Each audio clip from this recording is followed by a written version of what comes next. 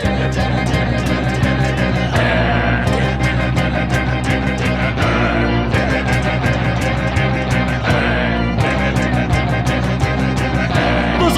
not a bat, he's a man who fights crime. And we're gonna watch him fight for a minute at a time. With John and Niall and a guest who doesn't rhyme. It's Bat Minute!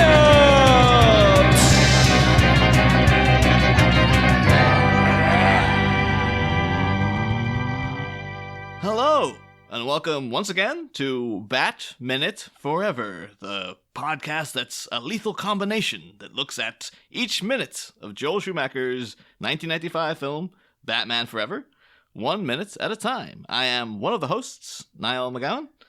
And here to be not just your friend, but your partner. In your ear, always talking, whispering, in command and control. It is I, John Parker. Everyone needs a little ear partner now and again. Let's say, so this is like big old minute here, because we're at minute 100, so we're in triple digits now, and big events happening in this minute. And for big events, for a big minute, we need a big Batman fan, and we have one of the biggest that we've ever had on the show. We have from way back in the other seasons, Dan Kampling. Dan, how are you? Surviving quarantine. Oh. Somehow we're all okay at the moment. Yeah, and this just makes my day a little bit brighter. I just find now every time I'm ever so slightly hungover, I'm like, is this it? Is this the beginning? Or am I just a little bit hungover? I can't tell. I'm just so paranoid. Usually I would assume the latter with you. But, so Dan, let's just get this out of the way. What do you make of this movie? Because some people we've had on love it. Some people are kind of indifferent. We've had very few people actually hate it, which is quite a nice surprise. I know, yeah. I think it's just, I think at this point in my life, I'm just accepting it for what it is, and a lot of it is attached to when this movie first came out, because at this point I would have been, how old was I? I would have been 6 years old at the time when this came out, and at this point, you know the hype is coming. You've had 2 examples of Batman films beforehand, and with this one, it was like, I'm ready for it. I was ready for it after Returns, watching it over and over again.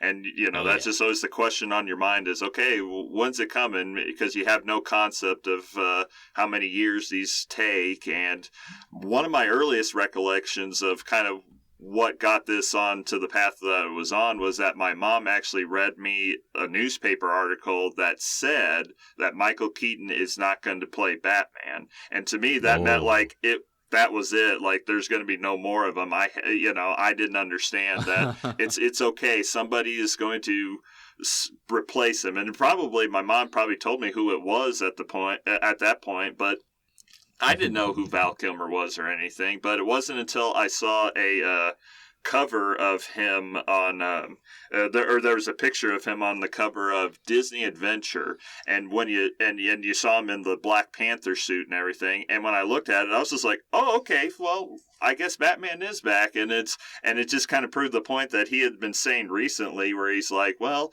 it doesn't matter who's playing Batman in him, because it'll still kind of look like somebody that looks just like him. It's just, you have to kind of get reacclimated to, a different actor doing it. But I just remember it just seemed like it was the end of the world when you first heard about, like, oh, Michael Keaton's not going to come back. You think that's it. And you're just like, no, at this point we've had at least 3 or 4 James Bonds and everything. And that's what we're going to continue on with this one. So it'll go on, but I think that's the best way to view it, isn't it? Like James Bond, exactly. Well, once you've changed the actor once, it's open season then. Yeah, that's weird. It's like actually, it won't have happened the week of the airing of this episode, but this past week, as of recording, was Ruby Rose dropping out as Batwoman. Yes. And all these rippling shockwaves going past, but it's like, I mean, you can replace a Batman. You can easily get another Batwoman. Just put on the cowl. That's not it's a bit of a shocker because it's like one season of a TV show and her going, that's it, I'm done. Yeah. But I think that's what it is. If it's one, for some reason, if it's one whole movie, that seems different. That's fine. But if it's after one season of a show, even though that's more time in theory, it seems like you're dropping out early for some. I don't know why. It just seems like with the closest thing I could like compare it to is remember when Chris Eccleston, he was the Doctor in Doctor Who for like when it came back, and then after 1 year he's like, I'm done. That's it. I'm out. Yeah. Like, it was weird. It's like that's still an oddity of like, oh, he was there for like a split second, and then he just walked away, and he's never coming back. It was bizarre. But anyway, fair play to him. Yeah. And then kind of what you notice with certain actors is that it's kind of hard. Is that you have to kind of separate yourself from the fan perspective of it, because if you're a certain fan, you're like, oh yes, I would love to do an entire series of movies playing Batman, doing all that stuff. But when you're actually doing it and you're an actor, kind of like, when you're like Michael Keaton, it's like after you've done 2 of them, and when you get to the 3rd one, you're just like, okay, what are you going to offer me besides money? Like, what can I do to stretch my acting muscles or get whatever it is I want out of it? And I guess at this point, when they conceived it and they showed him what they had, and he wasn't going to have Tim Burton there, he rightfully walked out of it. And from a fan's perspective, like I said, when I was 6 and I heard about that was crushing. But when you get older and you see what's that, and you get how it works and everything, you're just like, well, I see what you did, and I respect, if we discuss it a little bit more, I just noticed that when I had the opportunity to see all 3 of these movies back to back when they were re-released in theaters, I just thought, like, after seeing those 2 beforehand and getting to this one, I'm like, oh, so much stuff here. If that was Keaton doing it, this would resonate so much. But instead we just we kind of got it with Kilmer, but.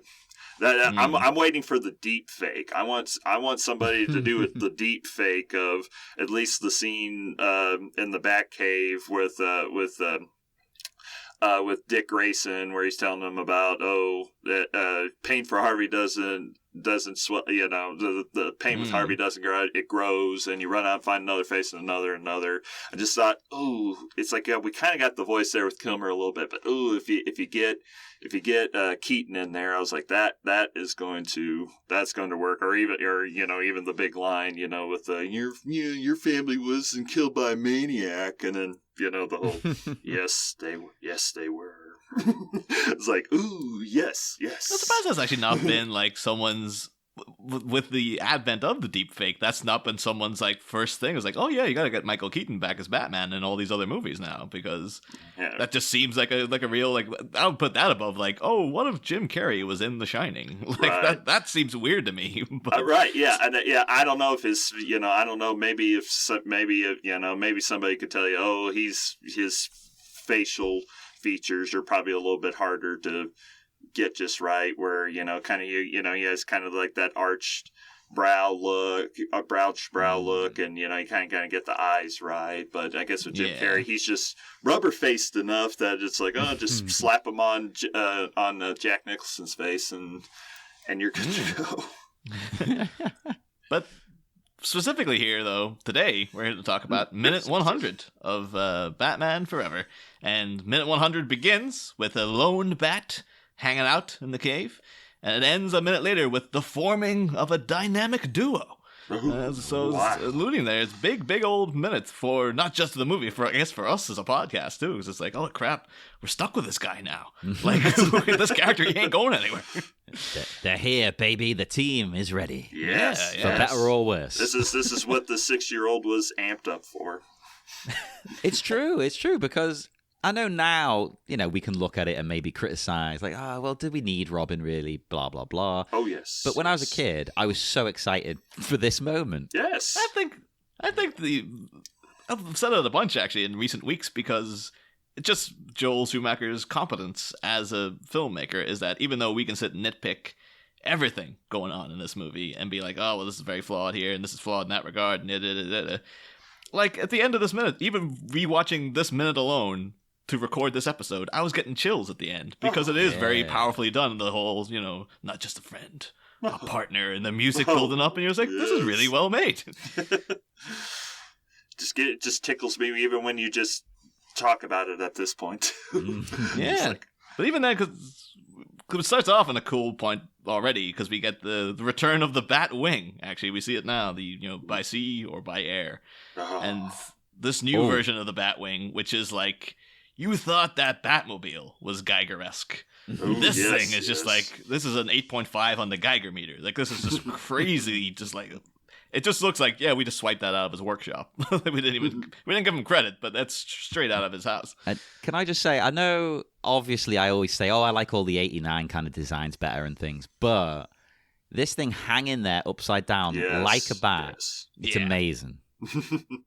I know, that's its big advantage over this one. And I remember, me and my older brother, we had, I clearly remember a very heated argument at one point, where we were, where I was gung ho about this particular Batwing and just, isn't it? Oh, it does this. Oh, it looks flashier. It's got this, and it does the things that's going to come up later on in the minutes. And my brother was my older brother was the smart one, saying like, no, it's the 89 one. That's the best one.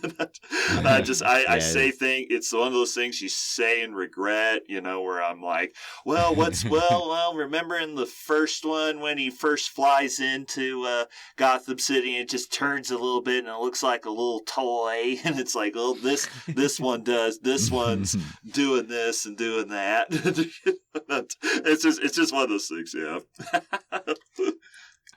But curiously enough, I didn't have the toy versions of this or the boat, but I did have the Batmobile. I did have that one, so so that's one of our big questions of the season, is that because I'm a huge fan of that Batmobile, John not so much. So I've been asking all the guests, like, what's your take on it? Are you pro or against? And it's kind of been maybe 60-40. There's been some people on my side, but not as many as I'd like. Well, I think it's just part of the thing to really embrace about this whole movie was that they couldn't just say, well, let's just carry on from the Anton First view of things. They were just like, no, let's make this our own. Let's do it our way. Because I think how this movie was all conceived at first was that it was very much like, okay, if we're gonna have Keaton, we're gonna do it. Let this kind of flow from the last one a little bit, and I think that was the trajectory they were on. But I think once Keaton was out of the picture and Burton was, kicked upstairs and everything, they just decided, well, we're going to do this. And one of the big ones was, I think Schumacher always kept saying, make things more organic. And I think that's what comes through with these new Bat vehicles, is that, particularly with the Batmobile and stuff. And I'm still iffy about the whole Finn deal. I still don't get why it opens up, like if it was, where it just did for like that one scene where Dick Grayson stole it. But, because I get what it's supposed to be. It's supposed to be like in the originals where it had one big fin in the back of it, and it didn't have like the two that we're used to with the 60s show and everything. But it's definitely, I'm going to pick the first Mobile over this one, but I appreciate that it was something different and it wasn't just, and they had their out because they're like, well, in the last one, it just turned into the Bat missile and now we can just do our own deal.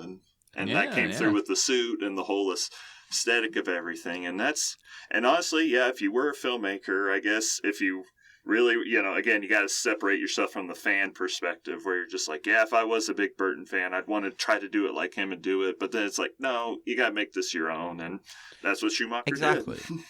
Yeah, the worst thing to do would be like, right, we've got rid of Tim, but let's just kind of try and copy what he did and make it slightly less dark, maybe, penguin men biting people's noses off. But otherwise, let's try and copy it. That would have been much worse. You've got to do your own thing with it. And speaking of a man going his own way, that was a nice little segue there. Brilliant. We hear a voice from the dark calling out, "Why not both?" to the question of like, by sea or by air. and we get Dick Grayson's back. Everybody, like, Yeah, wait a minute. Didn't you run away? Yeah. What are you doing? That's the thing. Yeah, I know. Yeah, just what?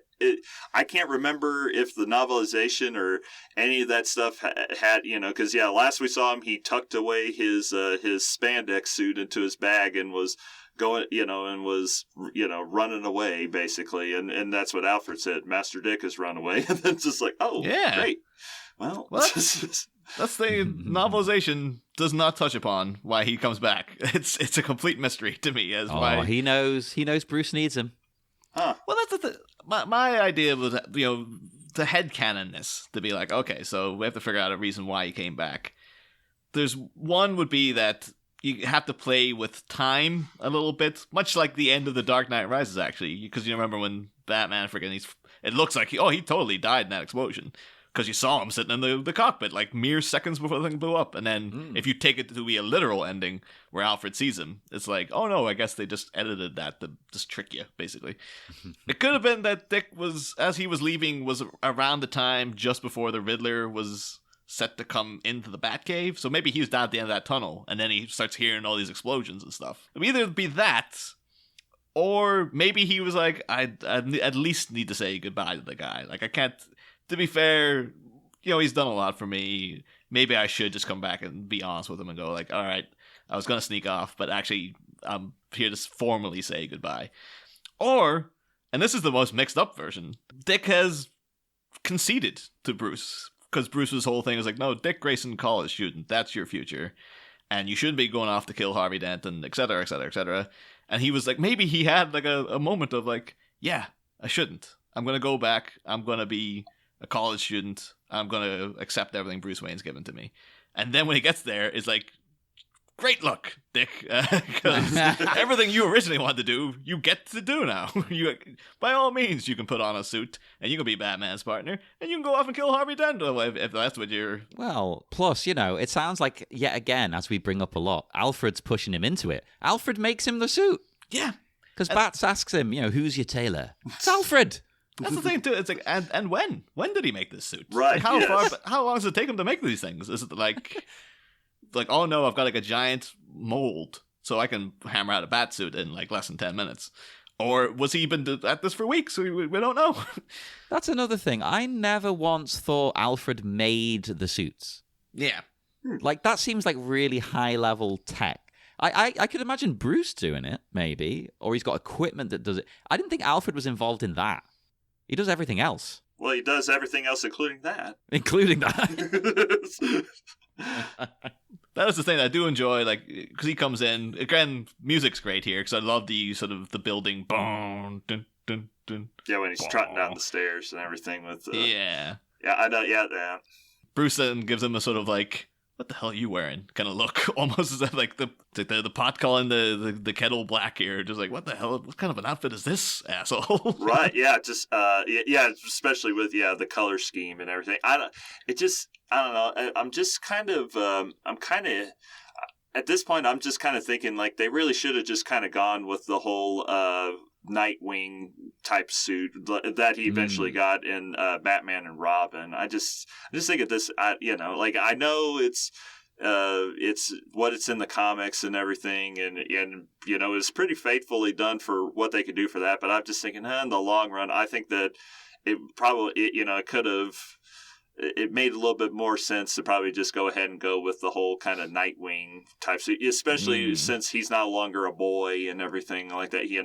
As everybody keeps joking, oh, he's a 30-year-old man in this, even though he's supposed to be 18 and everything. But that's the whole another dynamic that was kind of brought to this. Instead of them being like a father and son, it was great how they were brothers. It seemed like that they were more like brothers than they were, because I think, I still wonder about that, if they could pull that off at some point, if they could do get the whole kind of more father and son relationship going that, I don't think we haven't seen since Adam West and Burt Ward, if they could pull it off. I don't trust them to pull it off. They'd do something stupid with it. Right. Yeah. I'd like to see it, though.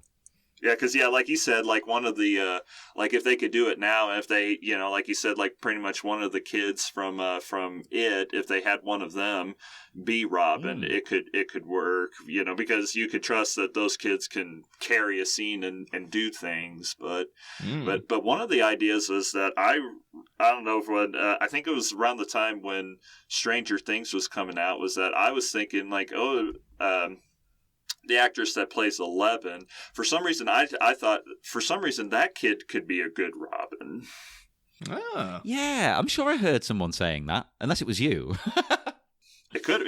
Yeah, it's like I can't remember if I've shared that out loud or done. She would actually be like, it would be a gender swap, but she would be like a really good Damian Wayne type of like really serious Robin, like.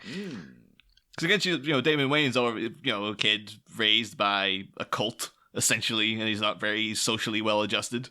And it's like, yeah, by all means, like the 11, yeah, she could totally do that.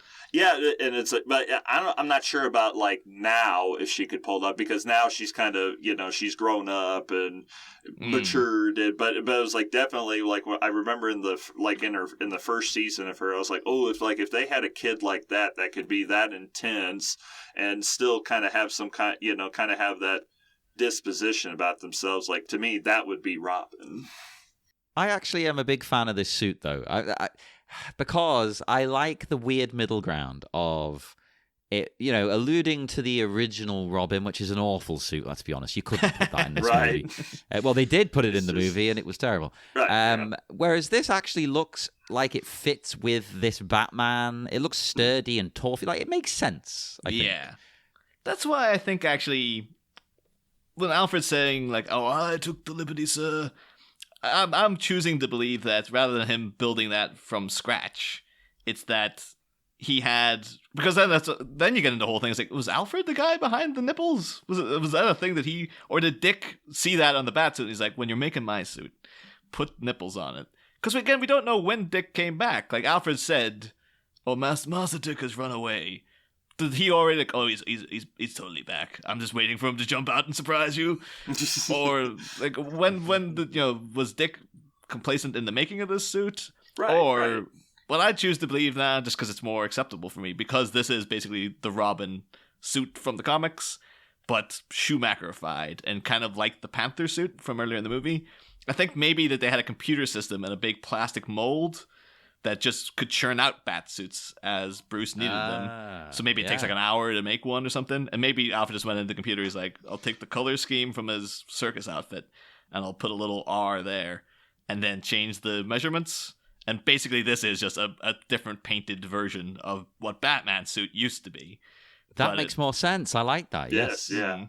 And then that ties into when you guys eventually get into Batman and Robin, when we're mentioned, when digital Alfred is able to do it. So is this the beginnings of digital Alfred, of how he's able to just manipulate suits for random people and something doesn't fit into your size?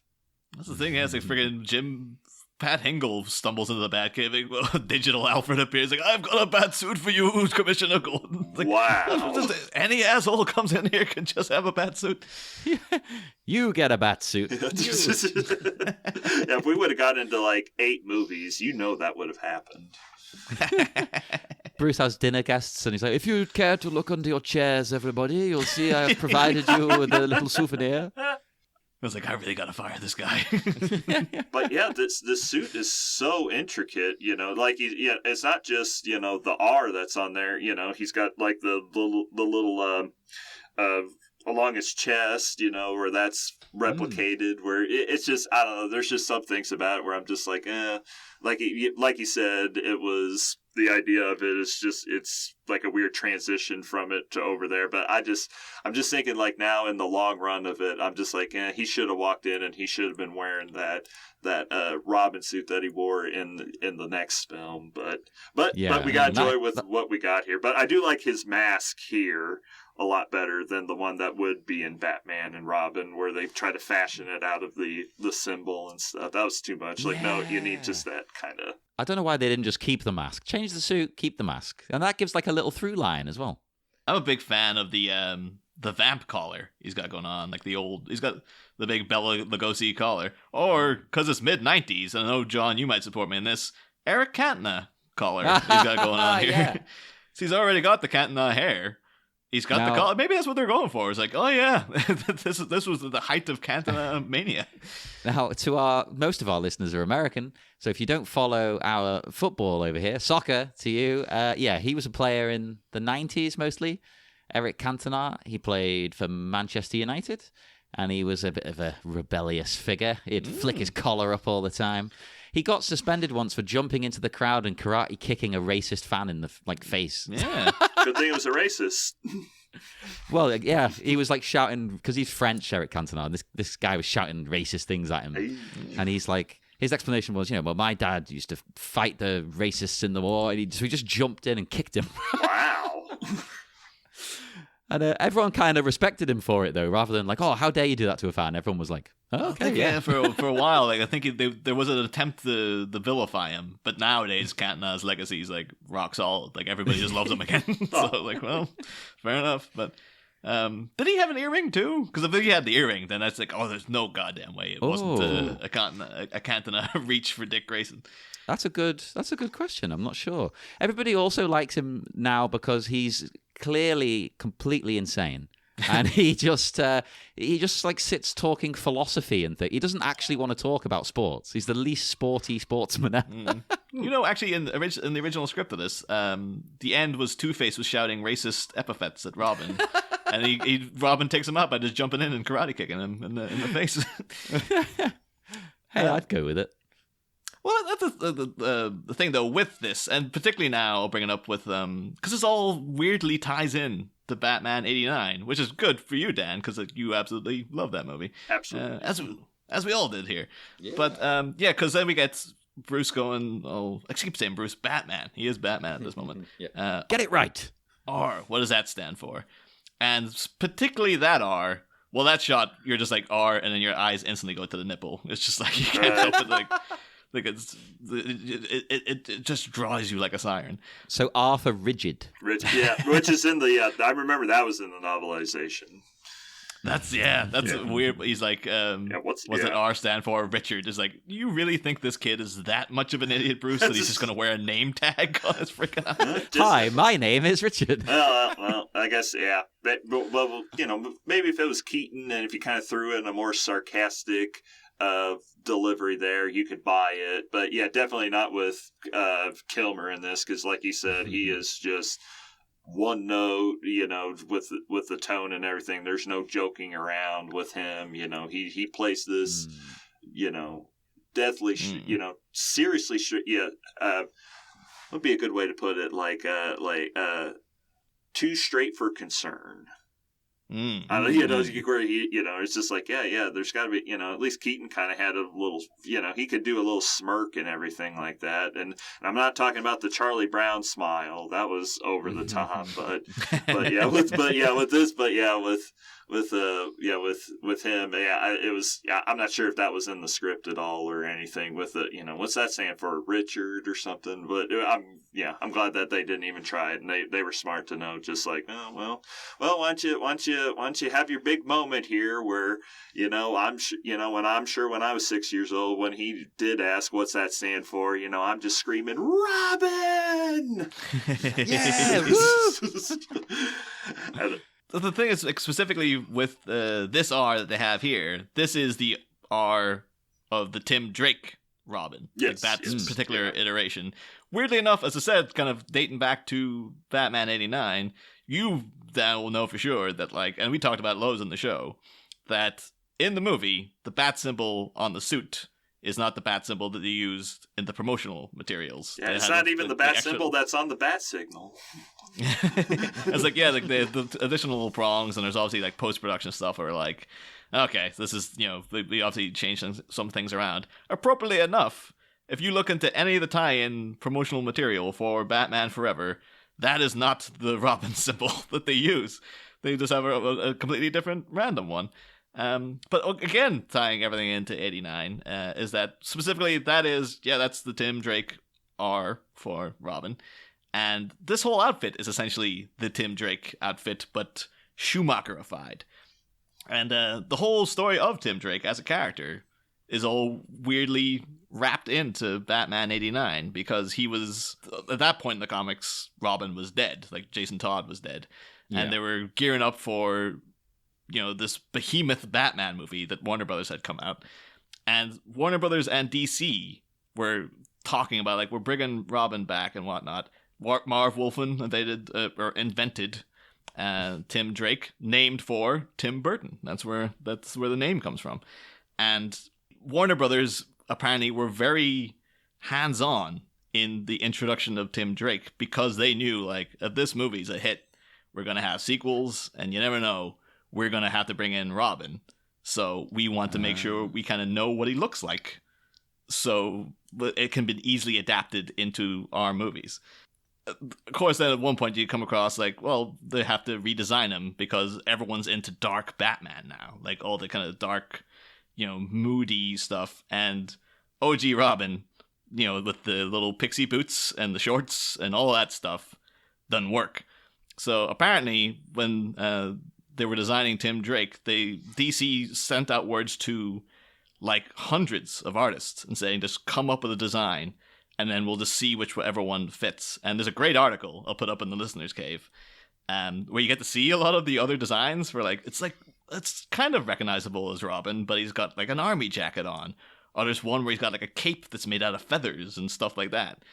And eventually it came down to Neil Adams, of course, like, legendary Batman artist. And he had a whole quote talking about essentially what happened to create the Robin outfit, which would then become this Robin outfit. Because he said there was a lot of problems and things that were really wrong. Like, his legs were bare, that didn't make any sense. He wore these little elf boots, that didn't make any sense. His colors were too bright, and he was going out at night, that doesn't make any sense. So how do you solve all those problems and still not change Robin? Aren't you just talking about designing Batman Jr.? The problem is, how do you make him valid? Turn the boots into ninja boots, cover the legs, deepen the colors on the costume so they're more in line with the Batman, put packet things on the sleeves to carry weapons, redesign the mask, redesign various things. Anyway, after a few designs, I came up with what I think is the key important design to the Robin costume, and that is the cape is yellow on the inside and black on the outside. So he blends in at night with Batman, and at the same time, he stands with his cape thrown back, it's still yellow, and he still is Robin, justifying the yellow cape. So he can actually be Robin, and he can have the red vest and the yellow cape over his shoulders. And that was the compromise, and that is the Tim Drake version. And that's basically what they just went, we'll just put that in rubber and put some nipples on it, and there you go. And so, yeah, it's a Neil Adams design. And then the R was actually made by a guy called Norm Brayfogle. It was like his R and Neil Adams' suit. And then Bob Ringwood got his hands on it, and then they're like, all right, let's spin this out. And basically then, you add in a Dracula collar and some more emphatic gauntlets, black gloves. You got this outfit. So Batman says, what does the R stand for? Ringwood? Oh, that's nice. That's a good one. Good trigger. But when you mentioned his gloves, that was like the one thing that I noticed about the whole suit. I remember when I first saw it was, or at least when I first saw it, was that it looked like they just gave him an old pair of Batman's gloves because they have the scallops and everything that were on that were a part of that suit that apparently were all destroyed. So I almost kind of think that maybe that could have been like the one thing that they didn't have right at that point was the gloves. So maybe he inherited an old pair or something like that. And because that's kind of what I would kind of think also as well, is that it was like, oh, well, maybe they just kind of took one of his one of the suits that didn't quite have, that didn't get all the detailing on it, and they added all that extra stuff. But like you said, it had to have been done by the Alfred computer and everything to have it that specific. And but yeah, Alfred went to town on this suit, and it's like part of me is just like, oh, it's a shame that it's only just for this movie, and we couldn't, like, maybe he could have wore it for a little bit in the next one, and then he could have transitioned more into the Nightwing suit. But oh yeah, that would have been cool. Yeah. Well, here though, with him coming down and that, and approaching Batman is taking this very well. That's the first thing I thought. Like, he spent ages and ages like, no, I don't want you getting involved. And now he's kind of just like, whatever. All right. And also, the other thing I thought was, you're asking him these questions. What's the R for? Blah, blah, blah. Time's ticking. Get a move on. Ask these questions later. Time is of the essence, especially when it comes to, what am I going to call you out when we're out there? Dick? I can't call you that out there. Everybody's, but D-Man. Yeah, what's your call name? I just really like the idea now, though, like Dick like looking back at Alfred and being like, Robin, and turn around and Bruce is like already in the jet going like, there's no time. Come on. Yeah, Riddler and Two-Face. Where'd you go? That's a good point. How does Dick know the way?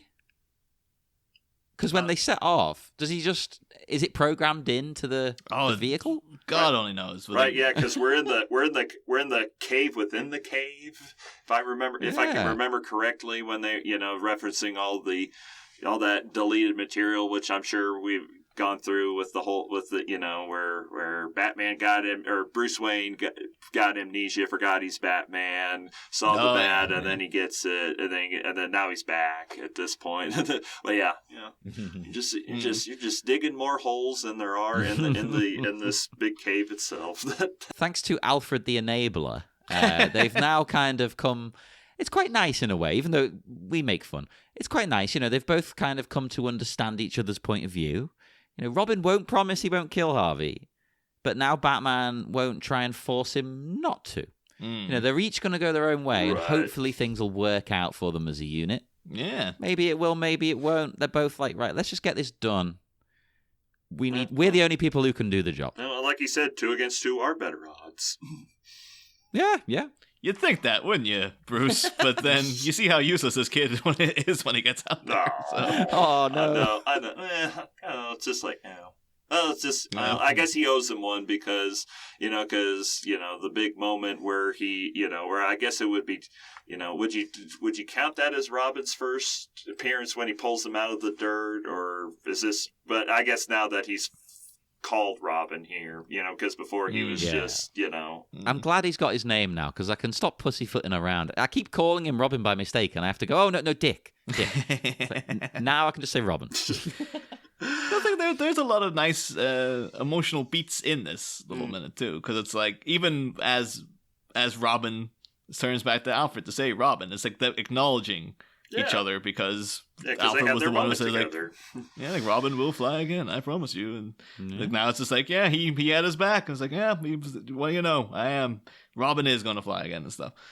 God, when you're a kid, that's torture. During those scenes, are like, God, we want to see him now. Where is he? We want to. This was when it was full. When it was fully announced and said that Robin was going to be in it. That was a big deal, because you're like, oh yes, finally, when you play Batman with your friends or your brother, you don't have to be the villain all the time. You get to be a hero as well. You get to be Robin too, because that's what me and my best friend, we did that all the time. We would act out Batman and Robin all the time, and we pretended we pretended a picnic table was the Batmobile, and the whole big place area set was the Bat Cave and everything. And I just remember, even when we would reenact the first one, it would be like, oh, Robin's got to be in this somehow. I'm just like, Robin's not in it, but he's like, no, we got to make him in it. So we established that Robin was even in the first two. And I really wish I could remember how we did it, because I even think we envisioned that both of them were there when Bruce Wayne's parents get killed. Although it's like, what's Dick Grayson doing here? Where's his family and stuff? Like, how's the circus tied? Yeah, it's like when I look back at it. But for some reason, when we were kids, it made sense. And this movie tried to at least make Robin cool, like so kids would want to be Robin. Yeah. Yeah. Again, though, up until like he completely just kind of the bed here. Yeah, just so it's like, well, I know, because at this point it is a good build up, and I'll just say the words battleship. That's where things go down, and it's but yeah, no, this was the this whole part of the movie was where your heart started beating faster, and you're just like, we the other two movies, everybody's been wondering where's Robin, and they've had their excuses where in the first movie they were really dragging their feet about putting Robin in it, and they got him in the script at the last moment only to take him back out, and then they had him in Returns for, I guess, just to please somebody, that they ended up that whoever wanted that didn't get it. And then now in this one, it's like, this is, out of all the previous attempts at trying to bring Robin into this was the best one that they could do. I think because even the actual iteration in this finalized version, it's better than in like the Bachelor draft, because he was already Robin at this point, and then he was just like, you know what, Bruce, I'm out. And Bruce is like, what? He's just like, yeah, I can't not kill Two-Face, so I don't want to burden you with that. Like, this scene is just like, he shows back up, and it's like, oh, Dick, what are you doing here? He's like, I think you could use a partner. And Bruce is just like, well, only one who will follow my orders.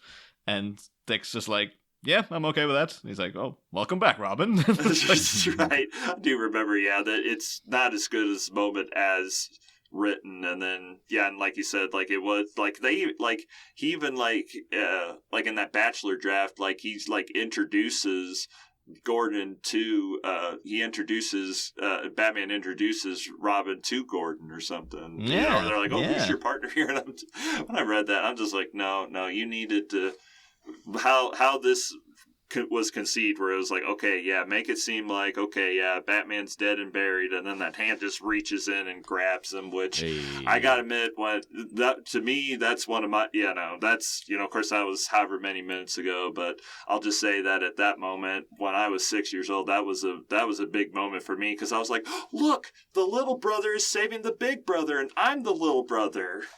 Oh, that's cute. Well, that's the thing, though, because that's part of a visual motif that's finalized actually at the end of this minute, because yes, they have a whole thing throughout the whole movie. We've pointed it out every time. It's like, okay, so two hands clasping together. We had that with Dick Grayson and his, I was gonna say former family. They're still technically his family. They're just dead.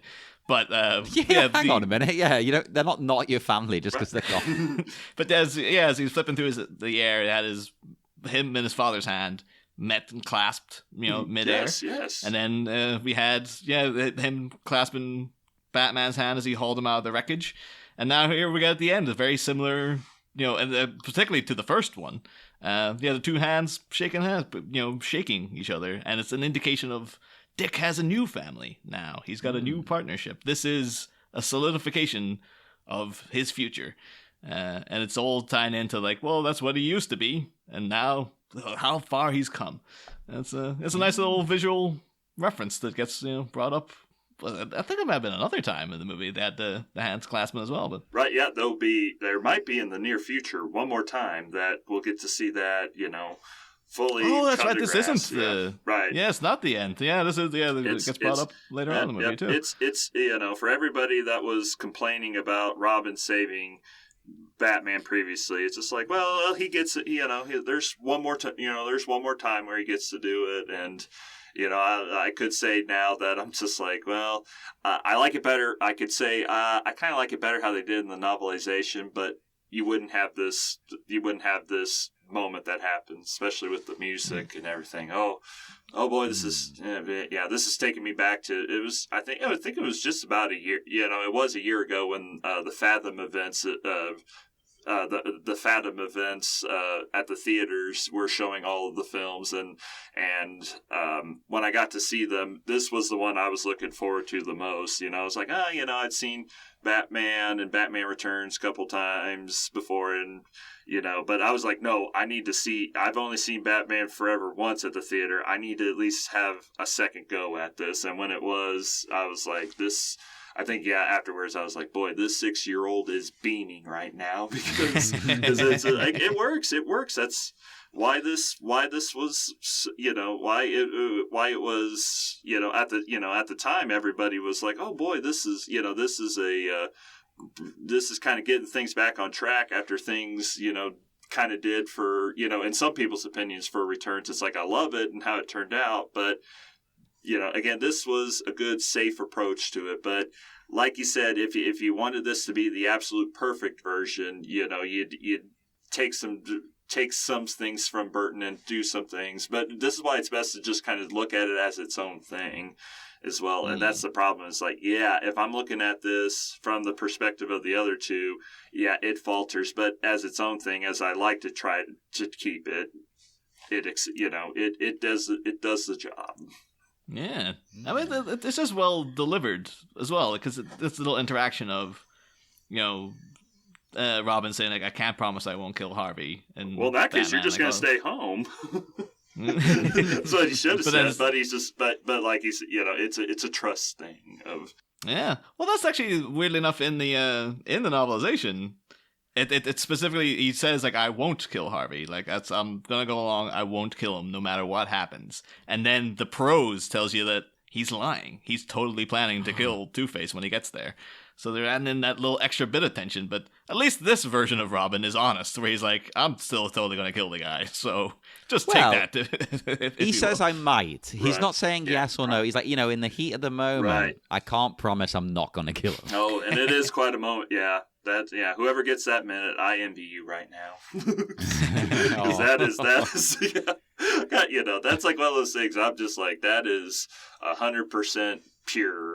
Oh, well, one last thing I like here in the minute. I like it in any Batman, basically, right? So you see that Batman is going by air. Robin's going to take the boat. Now, what I adore is any shot of Batman piloting things. No, because he always looks so chill and casual, like he's just doing something really normal, even though he's flying this goddamn rocket plane. I'm thinking the different version of him going, ah, ah, ah! The terrified edit. Release the terrified cut. Oh, Lord. God, and I know what you're talking about in this one, but, when you're describing that, I was like, no, that was when Keaton was at the controls of the Batwing or the Bat ski boat. He kind of looked like there was something going on there, but in this one, it just looks like Keaton's just a mannequin sitting in there, just very. I think that kind of works when he's Batman, but the problem I think that people have is that carries over to when he's Bruce. Right. Yeah. And it shouldn't. There should be a disconnect there. Well, I think in Kilmer's performance, though, I could totally imagine Bruce just driving like without the mask on, but like, this completely blank face, like when he's speeding around in that roadster earlier to get to Chase Meridian's office. Yeah, I imagine he's probably flying through traffic, just like, completely stony faced.